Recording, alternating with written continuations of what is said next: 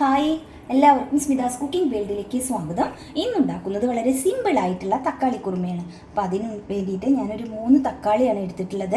ഇനി ഇത് കഴുകിയാണ് വെച്ചിട്ടുള്ളത് കേട്ടോ. ഇനി ഇത് ചെറിയ കഷ്ണങ്ങളാക്കി മുറിച്ചതിന് ശേഷം നന്നായിട്ടൊന്ന് അരച്ചിട്ടെടുക്കാം.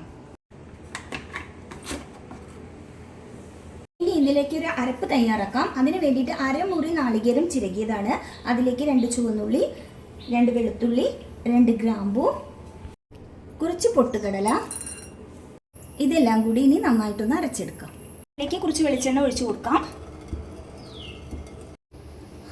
ചെറിയൊരു കഷ്ണം പട്ട, ഒരു സവാള ചെറുതാക്കി അരിഞ്ഞ് വെച്ചായിരുന്നു അതും കൂടി ചേർക്കാം. 2 പച്ചമുളക് അരിഞ്ഞത്,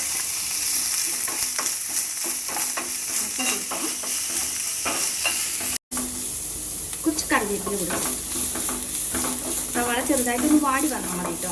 അതിൽ ഈ പച്ച വാസന ഉണ്ടല്ലോ, വാടുന്നത് വരെ ഒന്ന് വഴറ്റിയാൽ മതിയാവും.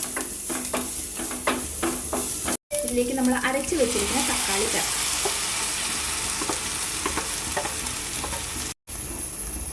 വീണ്ടും നന്നായിട്ട് ഒന്നുകൂടി ഒന്ന് ഇളക്കി കൊടുക്കാം. ഇനി ഇതിലേക്ക് പൊടികളെല്ലാം ചേർത്ത് കൊടുക്കാം. ഫ്ലെയിം നന്നായിട്ട് കുറച്ച് വയ്ക്കാം. ഒരു നുള്ളു മഞ്ഞൾപ്പൊടി, 1/4 ടേബിൾ സ്പൂൺ മുളക് പൊടി,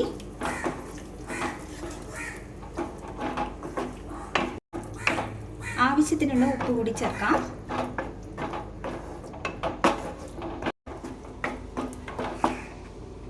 അരപ്പ് ചേർത്ത് കൊടുക്കാം.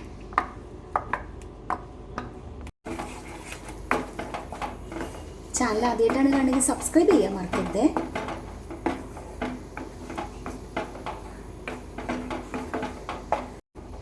കുറച്ച് വെള്ളം കൂടി ചേർത്ത് കൊടുക്കും.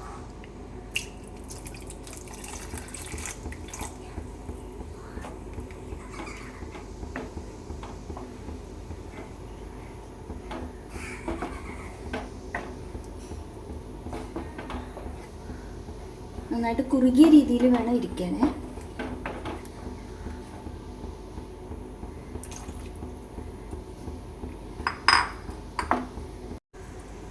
അപ്പോൾ അത് ചെറുതായി ഇങ്ങനെ തിളച്ച് വരുന്നുണ്ട്. ഇത് മതിയാവും. ഫ്ലെയിം ഓഫ് ചെയ്യാം. അപ്പോൾ നമുക്ക് 5 മിനിറ്റിൽ തന്നെ തയ്യാറാക്കാൻ പറ്റിയ തക്കാളി കുറുമ നല്ല അടിപൊളിയായിട്ട് കിട്ടിയിട്ടുണ്ട്. നല്ല ചൂട് ചോറിൻ്റെ കൂടെ ഒന്ന് സെർവ് ചെയ്ത് നോക്കൂ. വീഡിയോ ഇഷ്ടമായി ലൈക്ക് ചെയ്യാനും അപ്പോൾ അതിങ്ങനെ ചെറുതായി തിളച്ച് വരുന്നുണ്ട്. ഇത് മതി കേട്ടോ. ഫ്ലെയിം ഓഫ് ചെയ്യാം. അപ്പോൾ നമുക്ക് എളുപ്പത്തിൽ 5 മിനിറ്റ് സമയം മതി തയ്യാറാക്കാൻ പറ്റിയ തക്കാളി കുറുമ റെഡി. ചോറിൻ്റെ കൂടെയൊക്കെ നല്ല കോമ്പിനേഷനാണ് കേട്ടോ. ട്രൈ ചെയ്ത് നോക്കൂ. വീഡിയോ ഇഷ്ടമായാൽ ലൈക്ക് ചെയ്യാനും ഷെയർ ചെയ്യാനും കമൻറ്റ് ചെയ്യാനും ഒന്നും മറക്കരുത്. Thank you.